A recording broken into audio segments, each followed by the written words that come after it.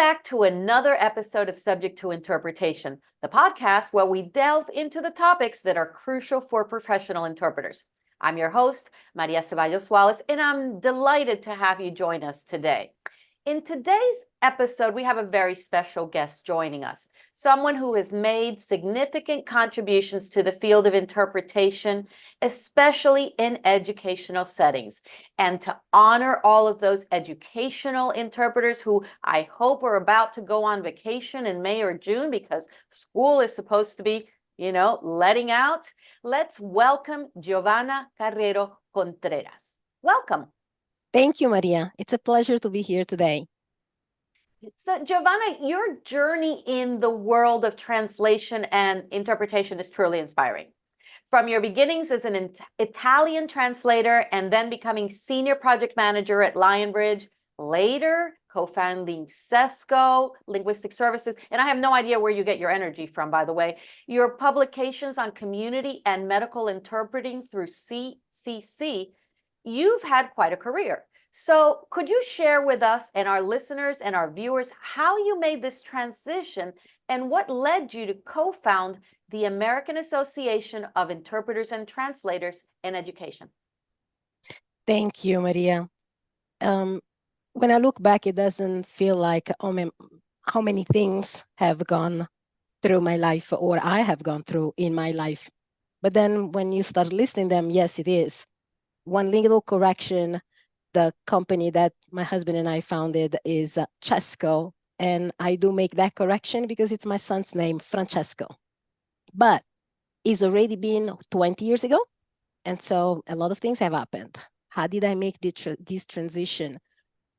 I have always believed that doors open to you, and I have grown a passion and a dedication for certain areas, for certain services, and coming across or starting my career as an interpreter in legal and community interpreting has actually created a lot of the reasons why I have become an expert in interpreting and translation. Now, what led to the American Association of Interpreters and Translators in Education is, as usual in our field, the passion and the sparkles of very few people that have an idea, call some friends up and say, hey, don't you think that it's time to start looking in a very innovative, different, and professional way at the field of interpreters and translators in education?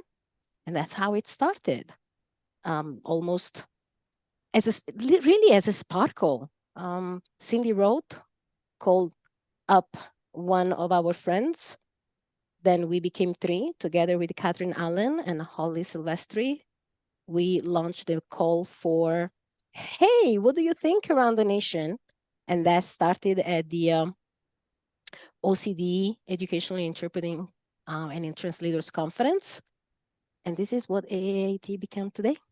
Well, that is wonderful. It sounds like, the names you have just mentioned have been contributors to the T&I industry for many, many years. They are household names. And so you are clearly in good company. Can you tell us more about AAIT's mission and its efforts to professionalize interpreters and translators in educational settings? Absolutely. So we, as an organization from the get-go, identified that we are so many working in this field. However, as usual, and it's always, we're quite kind of invisible, yet necessary, right? And so for us, we wanted to create a home to offer opportunities for acknowledgement of the profession, professionalization of these professions, but also approach these conversations from a very standardized way. In a way, you cannot talk about the profession if we do not know what the professionals do on the field. We worked unofficially for about a year and a half, talking about the mission, the vision, the plan, the steps, And at that time, we were known as the ITE work group. So 13 of us met for a little longer than a year and a half, trying to really visualize what that could be, what that could mean, and what we could do. And so notice that from 3, we became 13, and we had a sort of primary committee with some committees, and we finally became an association with the name that we all know today. And that also was a very much driven, consensus-driven process in defining what the name would be. So today, our mission is to promote the recognition and professionalization of interpreter and translator in the educational settings through communicating timely, relevant information to all stakeholders, and the continued development and implementation of nationally recognized best practices, code of ethics and standards of practice, professional development and training opportunities for practitioners in the field, and a national certification program. Now, I did read our mission just because we have laid out our plan specifically targeting every single component of our mission. And that's the work that has been done in the past couple of years, and we are building on moving forward. So that is a tall order. There's a lot to unpack there. What would you say are your short, medium, and long-term goals? Because you've got to tackle, one little bit at a time. How do you eat an elephant? Well, we don't eat elephants, but anyway, you get the gist. I do. It's funny, if you think the say goes, you eat that elephant one bite at a time, but then there is always an elephant in the room. That is the big problem. So we always go across, do we chew it? Do we eat it up? Do we kill it? Do we move it? And sometimes you have to move it, you have to go around. So short terms is always to redefine what we have done. And so some of the initiatives that we have already launched, now what do we do with them? Do we put them away? Absolutely not. We're building on top of them. So these are really the short goals. And part of our short goals is also to incorporate the next conference and the next opportunities for development of the following year. The long term, and you know very well that in organizations, the long term can be from 5 to 10 years, but in very fast-pacing environments, it can be 3 to 5, because things are, first of all, needed very much, but also they evolve very rapidly. And so let's say that in our long term is the big word as the certification. And by long term, I do not mean 10 years. It's much shorter than that, but that's our goal. I believe that once the certification will be reached according to our planning, then even the rebranding could be changing, because at that point, when you achieve what you have started with, then you have to reconsider what you're there for, right? In the middle, as a medium term, is we are setting up all the steps that are missing to complete, to get to the certification process. So everything has been always been presented by AAITE as a progression to that certification, and we have checked off the boxes as we have gone. That was our modum of planning and presentations from the very get-go since the IT work group was in place. So before we continue, I just want to clarify that no elephants were harmed in the making of this podcast, and or in the production of any activity that AAITE may be involved in. Absolutely. We are a very safe, driven processes inspired organization. Well, speaking of inspired, Giovanna, one of your medium, or I guess short to medium term goals has been to create a new code of ethics that is tailored for the educational environment. Can you tell me what inspired that initiative and give me a little overview of that process? Because I understand it was quite a long process. It was, absolutely. So if you look at any profession as a code of ethics, and so when you start talking about professionalizing a profession, what are the basics? What are the ground rules that you refer to? In my experience, they are usually based on the values that you want to espouse in a profession, that you want to have guide the behavior of those who are practicing it, right? And many would agree with you, right? But then it comes to values can also be interpreted as a personal value. But what if I have to talk about these values in a professional environment? Because as an individual, I have my own values that I may or may not share with you. But if you and I work in the same profession, in order to deliver a consistent behavior, in order to forge a consistent way to make decisions, we all have to refer to the same framework. If you think how lawyers operate, doctors, nurses, teachers, yes, they keep the individuality of their humanity. One can be rude and the other one can be much more courteous and sensitive, right? And we have that in our field as well. However, they all look at the framework of their profession in order to deliver services. And so we identified from the get-go that the field of interpreting and translation in education has really as many peculiarities that you cannot brush with one color. And so we started talking about interpreting and translation in education at the crossroad of many specializations. In interpreting, you are exposed to legal aspects of the academic life and processes and behaviors in all the board meetings, for example, right? Disciplinary meetings. Yet we go into medical when we have a lot of IPs, specialized assessments, etc. But education is still the field where families go to talk to staff, to teachers, to know how their kids are doing school. And so can we really say that now education can be driven by whatever else has been put out there that doesn't really address our very specific needs?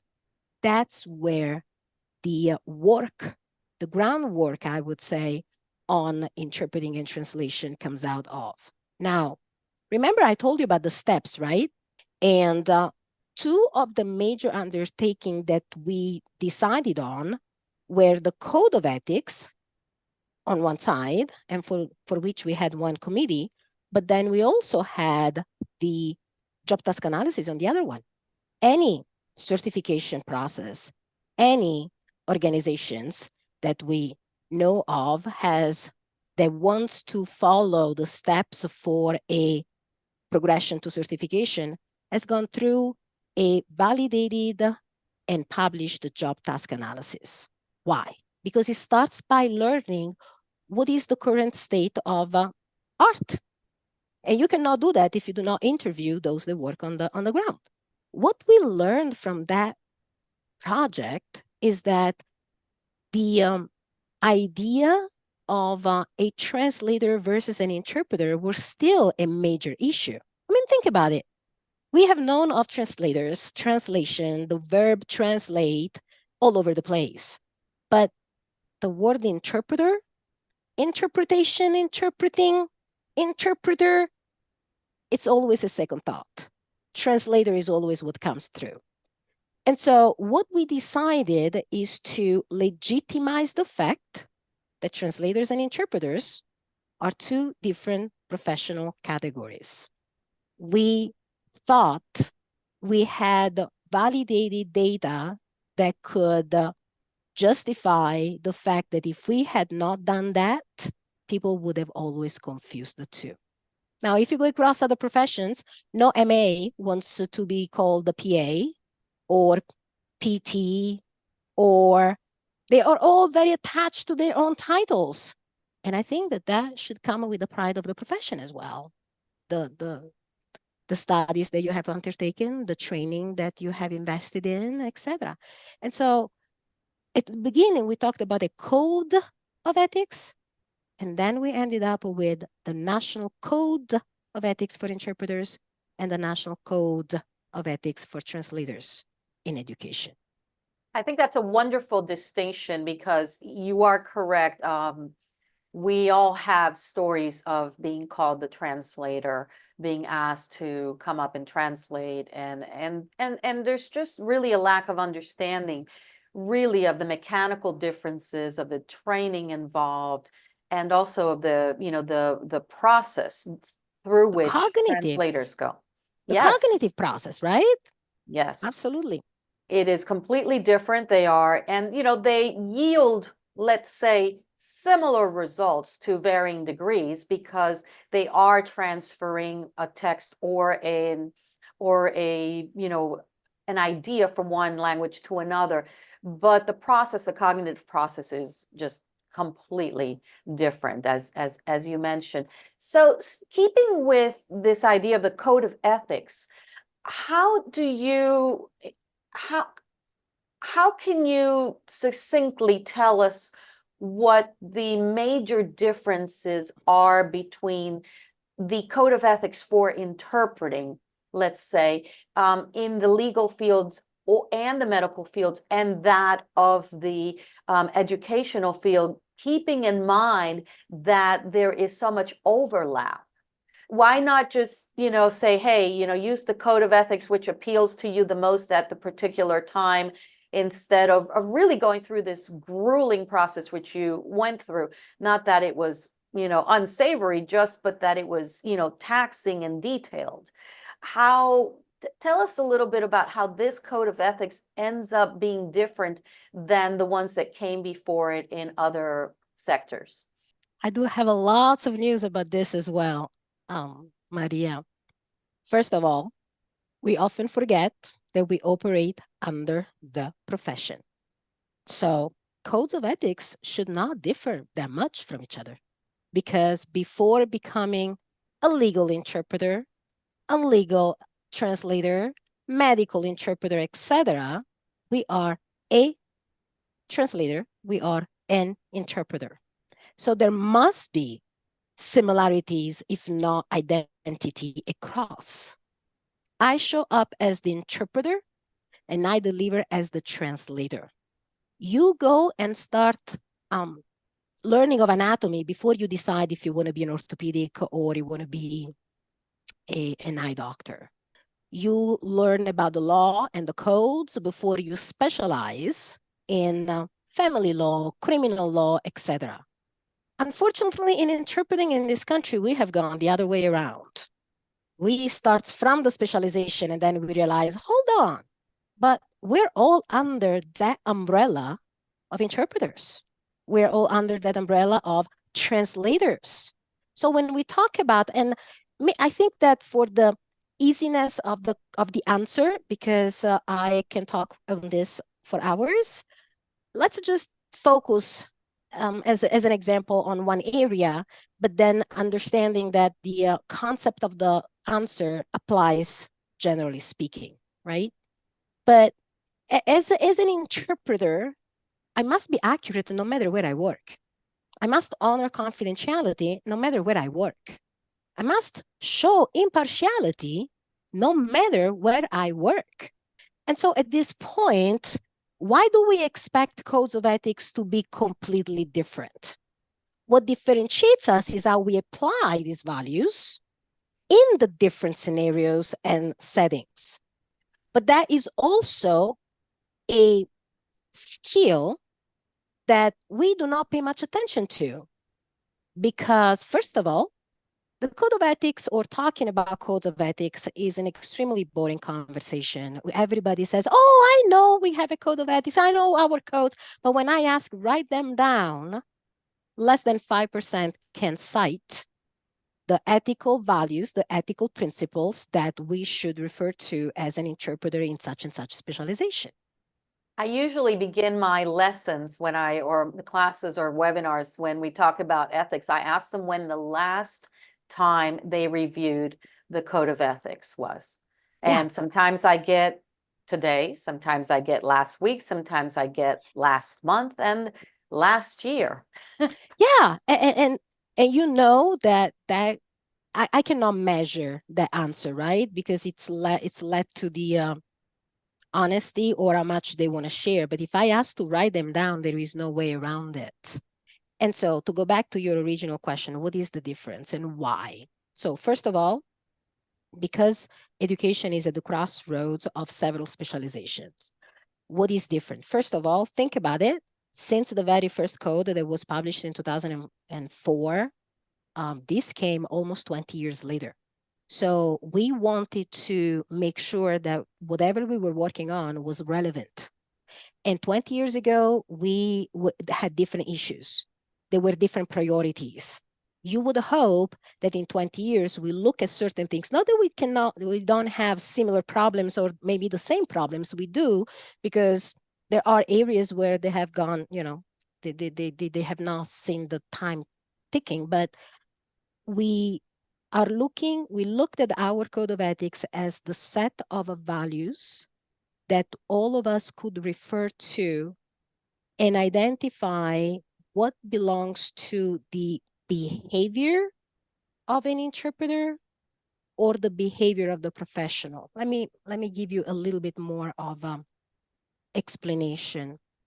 Like I said, accuracy, confidentiality, impartiality belong to the interpreter, no matter where we work. But when we go into professional demeanor, right, professional conduct, how do we apply that is different. Working in a courtroom or working and interpreting for a board meeting is different than interpreting for a parent-teacher conference. So how do you manage that? Obviously, if you take the time to read the preface to our code of ethics, we really emphasize and recognize that there are overarching values that go across cultures, that go across specializations. One of them is respect, for example. So respect is called out as a value in the medical code of ethics. For us, respect is underlining everything. So you see that in our standards of practice.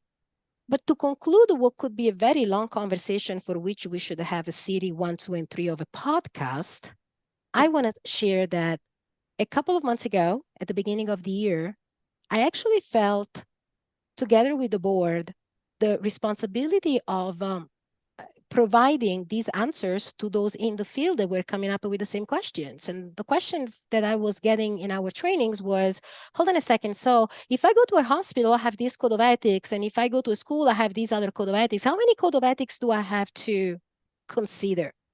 And that's where I thought, we as professional organizations have the responsibility to clear these doubts for our members.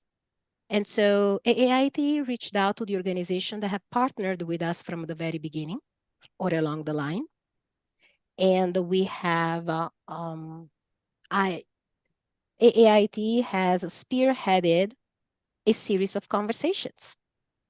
The first one, and these conversations have been in the form of panels, taking advantage of the CCHI Summit and the EduCon for AAITE. And so we have had a joint conversation between ATA, AAITE, NAGIT, and CCHI maybe? No, NCIHC. Okay. And CCHI, obviously, yes. So CCHI, we all know that does not have their code of ethics. But why were they involved? Is because, first of all, they have been a partner. We have always cross-referenced with the CCHI for lesson learned, right? We are the new kid on the block, and we acknowledge expertise, we acknowledge longstanding. And so they are one of the certification bodies that relies on the code of ethics as part of their certification, right? And so they took our invitation to help us create a forum for conversation. That's where we started. And the second one just happened. We're now organizing something with Najid. AAITE will come across, and then more news to come on that.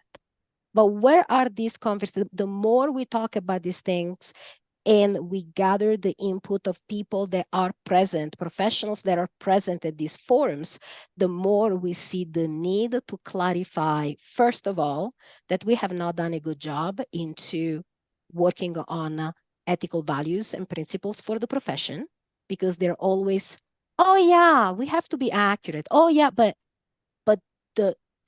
what we should do does not match what we are actually doing. And what we do cannot be people have a hard time to justify their behaviors in light of the ethical principles that they say that they abide. And we find a lot of justifications for doing things differently. So we are now at AAITE finding ways to revert this conversation and say, okay, let's see what we're doing, and let's go through and see, does that mirror what we should do? What is the critical thinking that we're applying? So if you go back to the codes of ethics and the preface, we talk about overarching values. Respect is one of them. Then we talk about the ethical principles of the codes, but we are also talking about a couple of other concepts that are very fundamental for us. One of them is critical thinking. In the 21st century, you cannot just do things blindfolded. You cannot just say, oh, because it felt right. By who, right? Critical thinking is very important. There is another concept that is always very controversial, that is advocacy. It's present in one code of ethics. For us, AAIT is not an ethical value, but it's rather a strategy. So we don't disregard advocacy. We just address advocacy in a different way, nonetheless less important. But why did we do that? Because it is not very understood that in that ethical principle in the Code of Ethics for Medical Interpreters, there are 3 big places where it is advised against being an advocate. And when you ask people, none of them raises those up, which means that all what is looked at is advocacy. I need to advocate because, no, you don't, because then you're not impartial. What is in between? And that's where we talk about intervention strategies. So we have formulated that preface to walk people through the importance of looking at the ethical principle as the basis, but at the same time, it's like a puzzle. You cannot have the full picture if you do not use all the elements. Critical thinking. Cultural awareness is another thing. Do we have to be culturally aware only when that comes up in the interpreting? No, we have to be culturally aware from beginning to end, up and down, left and right, all around. So again, for us, cultural awareness is not an ethical value, it's part of our skills. How do we intervene in situations where there are cultural misunderstandings? As you can see, Maria, I can go on and on and on, but and if you give me the go ahead, you know, I'm going just getting through the legs of the elephant.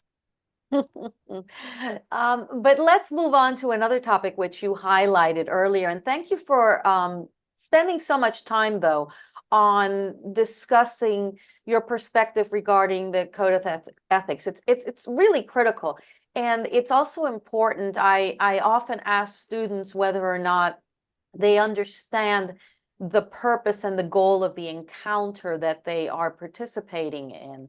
And sometimes it is lost on newer students that the environment can dictate how the code of ethics is applied, even though those values, the values of respect, the values of accuracy, the values of professionalism are still there. The difference between the settings themselves and the goal of the encounter, such as an adversarial encounter, a cooperative encounter, can really make a difference. And that's why we really have to understand our codes of ethics. But even in addition to that, really try to place these principles in an environment where we can look at role plays or case analysis that'll help us remember what is what. And I think it's fabulous that you guys are really, you know, separating what you believe to be strategies from what you believe to actually be the core values, which are across all disciplines of interpretation. But before we get back into that one, we're not going to, because I know we would need a couple more hours with you on that. Let's talk about this job task analysis committee that you did, as well as the, you know, the publication. Interesting to me is that in the educational setting, and I have observed this, is one of the environments in which interpreters share probably the maybe medical as well, but they share the highest number of dual roles in the work that they do. They might be an interpreter and then they might be something else.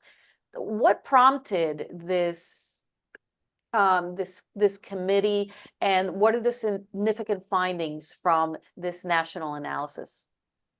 Awesome question. What prompted us to start this job task analysis? Learning from the best. During our planning phase, we interviewed and we had several conversations with other organizations that had gone through the path of certification. And the common denominator for a very validated process was to run this national survey. By the way, we did the national survey for the Code of Ethics as well, FYI. So before we started analyzing or creating, part of that Code of Ethics process was an environmental scan of Code of Ethics out there, similarities, differences, but also survey interpreters and translators that responded to our survey. What were the case scenarios? What were their problem? Or what they were encountering?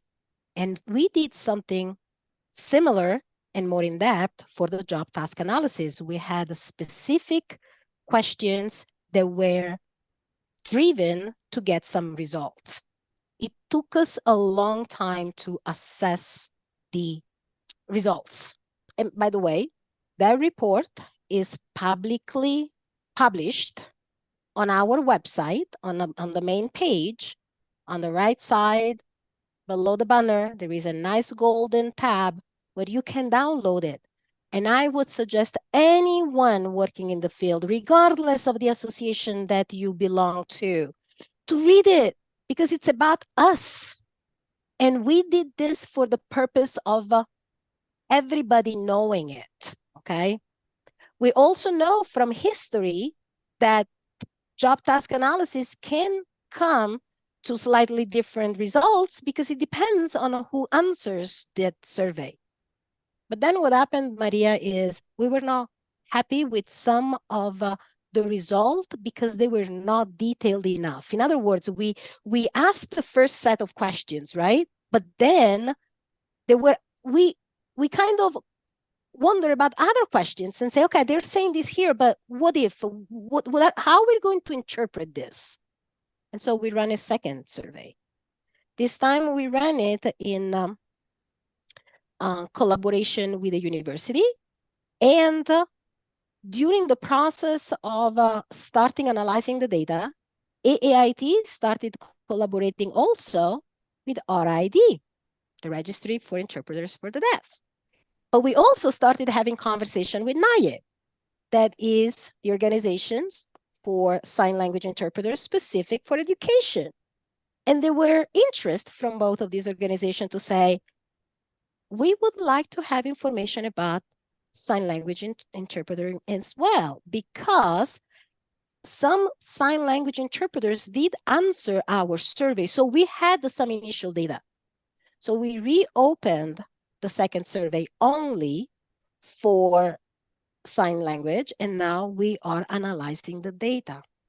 To us, it's important to understand what is done out there, how that aligns with the code of ethics and the ethical framework that should guide our profession, and create trainings that are appropriately, one, educating and informing the profession, but three, also, I said educating, informing, three, yes, but also building those strategies that all of them need in order to apply the critical thinking and the correct strategies.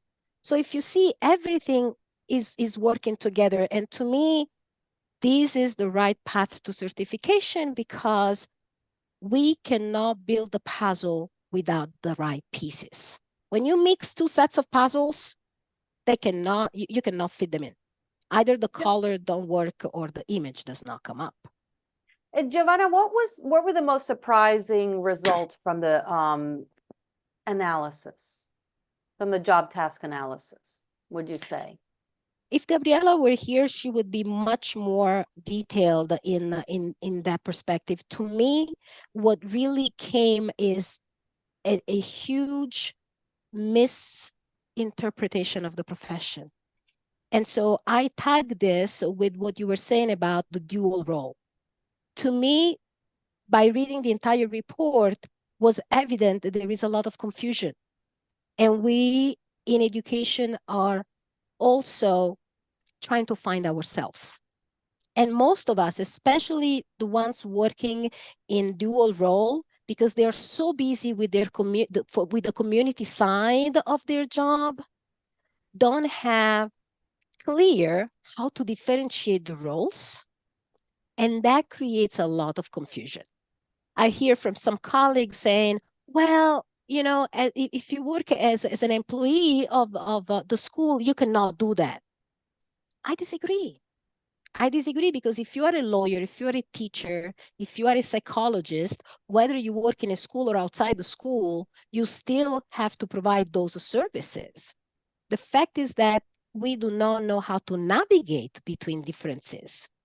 And so, to give you a very general answer to what was most surprising to me, is that there were a lot of, by reading the report, I do not know if that was it was an awareness on the side of the respondent, but there is still a lot of confusion out there. The second survey will be published hopefully in the next 3 to 6 months, and we'll have many more details. Come back and talk to us about that. But from everything that you've been telling me, all of these activities seem to be geared towards advocating for the profession in one way or another in educational settings. Can you share a little bit about some of your recent activities regarding advocacy in the, I guess in the public awareness sense, and perhaps even in the sense of making public administrations know and understand that this is a topic that needs to be addressed in more detail? Yes. So because we were going to have our EduCon in Maryland, that is really door to door to Washington, D.C. And tell everybody what EduCon is. Sure. Our main programs at AAITE start with Edu. We have Edu workshops, Edu talks. There are monthly gatherings with interpreters where we present a theme that usually is being asked by our members. And then we have breakout rooms they become focus groups. And the EduCon is our annual conference. We had our first in-person Edu conference last year in Denver, Colorado, and we have had the second one. So it's Edu Conference. 2024, and it was in Maryland. And I say that with a big smile because what we heard last year was repeated this year, where, it's the first time that I see myself with people that work where I work, right? In the same educational field. You go to ATA, there are many interpreters, right? But ours in person, you really make connections with the professionals that work in other state, and then we learn, and then we exchange, and then there are a lot of networking opportunities that come out of the EduCon. But I digress. Let me go back on track. You see, the elephant in the room is always that there is so much to say. But getting back to the advocacy, so being so close to Washington, we started launching the idea of an advocacy day right before the conference. And I want to publicly thank those that really traveled a day before to participate, because you understand that that also adds costs. So AAITE undertook the cost of the entire organization, because even though it may not be visible to others, I want to make sure that everybody knows that we are 100% volunteer-driven organization, and we needed to have some paid work done for the administration of the Advocacy Day, and that was totally on the AAITE, our members. That was our token of appreciation in a way. But I must publicly acknowledge and thank those that saw the importance and traveled a day before to participate. We were about 32 people going to the Hill. We had meetings with the representatives of the House and Senate for, I think, 15 states. And we all gathered together a couple of times before, and then the day of, to organize, train. It was a lot of anxiety in a way for those people that were doing it the first time. And it was nice to see that for those that was the second time, was like, I had the same fear, but guess what? They're just like us. They're there because we elect them. And so we just have to go in confident and do what we do every day, promote language access with the work that we do, where now we really emphasize the importance of the storytelling in a simple, short, and sweet way, because they're very busy people. They are not going to give us the hour that you're giving me on this platform, Maria. Thank you. And so, but they were very successful. We followed up with emails. They responded. That is the major thing. They responded. And now we're continuing to follow up. What were we advocating for? Funding. We desperately need the Department of Education to have appropriated funding for the promotion, the development of language access programs in districts and schools. And we also want to continue the conversations. So Giovanna, in that latest advocacy effort, you really had a lot of boots on the ground, didn't you? Yes, indeed, Maria. Boots, sandals, you name them. Now, you know me by now, I might digress sometimes. So if I repeat myself, apologies. But first of all, for that Advocacy Day that we launched earlier this year, I want to thank everybody that traveled a day before, and really with the passion of participating to the Advocacy Day on the Hill. The event was offered free of charge to all our members that wanted to participate. Again, AAITE is 100% volunteer-driven association, but there are administrative costs behind it, right? But that was our token of appreciation to those that wanted to travel and join us. And we had about 32 to 35 people. And I believe that we went to 14 different offices. So we had the opportunity to visit with our representatives from the House and the Senate. And we also had the opportunity for those that were not really available on that Thursday. We had follow-up Zoom meetings with them. So we still had the opportunity to connect. We followed up with emails, we followed up with information, and we also got answers. So now our job is to keep going with that relationship. And truly, we have worked on these relationships with both the Office of Civil Rights and also the U.S. Department as a whole, but also with the Office of English Language Acquisitions, OELA, in the past, I would say 6 to 8 months, more in more depth, if you will.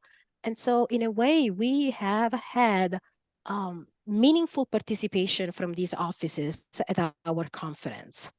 We have been able to meet in person during the Advocacy Day with the Assistant Secretary for Civil Rights at the U.S. Department, Ms. Lamont, and we have awarded her an award for her passion and work for civil rights. But we also have presented an award for his superpower to Secretary Cardona, that Ms. Beatriz Ceja, that is the new Deputy Assistant and Secretary at the OELA, received on his behalf at our conference. And really, one of the major highlights of our conference was the participation of Michael Muley, that is the Deputy Director at the Office for Civil Rights at the Office of Justice Programs. So as you can see, we're trying to be really meaningful and strategic for us to collaborate with those that have interest in our work, in language access, and make sure the language access works. And one of our biggest fan is also Ms. Montserrat Garibay, the Assistant Deputy Secretary and Director for OELA. So we have all these relationships that we try to nurture, but most importantly, we want to be resources for them. Think of that job task analysis. We can offer them real stories, real data from the ground that they can use for their own purposes and big plannings. And that was only the beginning of your recent conference, right? After the Advocacy Day, you had 2 full days of talks and presentations. Share some of the key topics that were discussed and how you think those contribute to your mission. Sure. So our big theme was both language access and diversity, but also was the new trends, the code of ethics. So the highlights of the conference, beyond the keynote speaker that were Michael Muley and Dr. Jennifer Love, we really offered presentations on AI. How is AI impacting? Offered presentations on the code of ethics, offered presentations on IEP programs, but also on, we had 3 sessions, the pre-sessions that were specifically geared to skills. We had 3 trucks that were very popular. And so the way the conference is structured or was structured in May, we had Friday morning, the 3 pre-session sections, and then we had 3 tracks all afternoon at general sessions and on the next day. So we alternated general sessions that were common for all, and then the different tracks. And out of that experience, you see, that's why I say the planning is always in our short to medium range, is that we now already have a track for next year, and we are already planning for the content of next year. In part of what you've just mentioned, you said that you had an AI presentation. You discussed I mean, that's the buzzword nowadays. You can't open your phone, you can't open your computer without there being something related to AI. And recently in April, AAITE, the ATA, and the TISL presented a joint statement regarding automated translation printers in public school. So you've also been actively advocating regarding this. What was that about? What are the challenges that you think need to be addressed before they become problems? To me, there are already problems. And as Okay. usual, right, we try to go backwards and say, okay, this is what we're doing, and these are the unintended consequences. So the press release is, first of all, yet again, another demonstration of the fact that associations are working together on common goals. I think that every association has a space, and the secret sauce is not in becoming proprietary of a territory, but rather see where the intersections are, because not everybody can participate in 100 different associations. And so that's why we need to be very smart about it. That press release was actually, again, yet another example of how good we can do by showing that we make a united front to respond to certain events. I'm going to call them things that happen, so to create awareness. In that particular press release, yes, you are correct. We were talking about the unintended consequences from language access, from privacy, from expertise, from competence that can be created by just simplifying what that printer does. There is a space for AI, and there are very useful applications that we can use from AI to improve the services that we deliver. But AI is as good as a bad interpreter and a translator at the moment. But they do something better than us. AI can remember things better than us. But can they connect the dots better than us? Not better than a competent interpreter or a competent translator. Can they see the cultural implications? Can that dissect when it's the time to intervene? Can they understand what advocacy means and what it should be, or just simply say what they say? Interpreting is much more than just spitting words out. And so is translation. And so I also want to make everybody aware, for those that have not been aware as of yet, that there is an organization that we launched months ago that has been very active in task analysis, in getting input from the public on the use and the perception of the use of AI in interpreting services. And so I would like everybody to go to SafeAI TF for taskforce.org.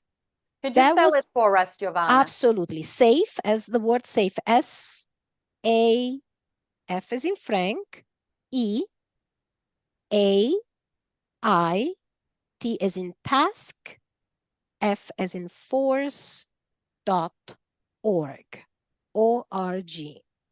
It's an organization that has worked at collecting data through surveys on the use and the perception of the use of AI. Their first report is published. It's been done both for spoken languages and sign languages. So please take the time to go and get educated, informed, because the results are really, really, really striking. I give an example, Maria, as you were interested in what can be striking. It's really interesting that if we had to choose between a human interpreter and an AI-driven interpreter, the majority prefers a human. But if you have to pay for that service, then people go to AI. So again, what elephant are we talking about in the room? Getting it right or getting it cheap? And by the way, AI is not as cheap as people may believe. It's cheap now because it's the buzzword, but it's not going to be cheap for long. So on that note, Giovanna, looking ahead, what do you envision the future of educational interpreting and translation holds for us? Is testing and certification the next step? Where are you looking to expand into? I can tell you that personally, Giovanna's wish is that regardless of what association, that we get to more and more interpreters and translators that work in schools. There are still many that don't know of any of us and still work in silos. So that's my wishful thinking, because you cannot educate if you do not have who to educate. And you cannot progress the work if you cannot bring more into the fold. And so that is, for me, number one, we need to do more outreach. Outreach for awareness all around, administrators, professionals on the field, bilinguals, you name it. But then as an association, the future, what it holds for us is to build on the job task analysis report that is coming out in the near future, on the training opportunities, but also protocols and standards for training that is really supported and based off the code of ethics and whatever we have already started in the edu talks and the edu workshops, making that more formalized while we are working on the next steps for the certification. So as all of this is the facing of the organization, behind the scenes, we're working on the steps for certification. And what are the most significant challenges that you think interpreters and translators in the K through 12th grades, educational settings are facing? And how do you think that, and how do you think all of these efforts are converging to address them? Let me switch that in a more positive answer to say that if we start talking about our services, about the implication of having or not having our services, if we learned about the laws that exist and how we can use them to support the need for our services, we would become much more visible. I've preached for a long time that complaining does not take us anywhere. What shows is the way we project ourselves. And if we, as the master of language, cannot find the right way to be vocally sound, we're gonna have a short-lived life. And on a personal note, Giovanna, you've accomplished so much, and it's clear that you have so much more that you have yet to accomplish.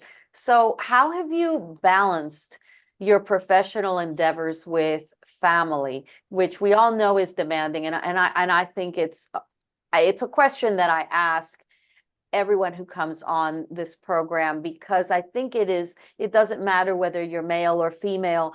It just matters that you have taken from your time to donate and to contribute to our industry, when in fact you could just, you didn't have to. So how have you been able to do all of this in all of the time that you have been working and raising your family? I have an awesome husband, and I have even more awesome kids. I am a very determined person, stubborn. I don't sleep much. Is that it? Is that the formula? And I love what I do. But the formula is a little bit different. You work very well when you have a village around you. Oh, I'm going to get emotional here, Maria. Oh, but that's okay. It's part of being human, right? That's why you asked the question. So getting in my professional tone, so it helps me keep emotional away. you strive and you thrive in environments where you can collegially work with your peers, whether it's on the family side or it's on the work side. I have the blessing to be working most of the times in very collegial environments at work and 100% with my family. So this is for me a moment to really acknowledge my family, my husband and my kids for supporting me no matter what, even when I travel so much, but also to acknowledge and recognize that in the case of AAITE, I may be the face that you often see, but I am not the one that makes everything happen. I have an awesome, awesome, awesome board. And some of the board members have been there since day one. And I want to acknowledge each one of them. I am the outgoing chair. Mary is the incoming chair as the co-chair. We have this structure where the co-chair and the chair walk together so that there is legacy and there is continuity, right? Mary is the incoming chair, and we work with a fantastic team. I mean, if I start naming them, I am sure I'm going to forget some. Alex, Luis, Eva, Carol. Oh my God! And now Carola, Gabriela. I mean, I now can. I'm sorry, And they're my all friend. You on your know, website, yeah, right, yeah, yeah, though? yeah. You know who Okay, you so are, anybody who right? wants to get to know them a little more, they can all just check out the AAIT website and you can Check see. our social media. Yes, and you will see all of us. But I alone don't make noise. I mean, I can scream and stomp my feet, but it's all of us. It's the work of all. So thank you So for that opportunity. lastly, Giovanna, Yeah. to aspiring interpreters and translators who are eyeing a career in educational settings, and I hope what that means is that they get summers off, but I'm not sure if that's what that actually means. What advice would you offer to them, and how can they leverage the resources that your organization and other organizations like you are providing? So first of all, summer off is a dream for me, so I cannot really relate. I cannot, it doesn't resonate with me. But what I say is find your passion. And if what you do is your passion, passion alone does not get us far. Get educated, get involved. Sometimes people say, oh, I'm busy. That's really something you cannot bring up to me. Find something else. Because it's that passion that makes you do what you do better.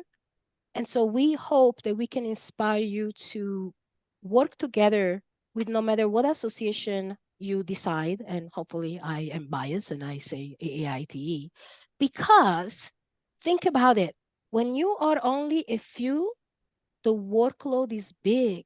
But if we can spread it, we can get to the finish line all together, sharing that burden with a smile on our face and being satisfied about what we have created. Giovanna, it's been a pleasure having you here. Thank you so very much for joining us and sharing your expertise and your passion about the organization which you represent, as well as your career trajectory and everything that has brought you to this day. We look forward to having more conversations with you in the future.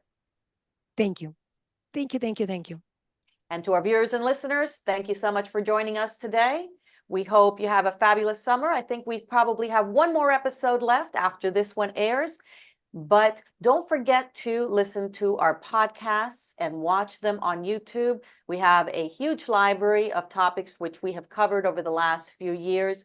In addition to that, please send us an email at podcast@dellamorainstitute.com.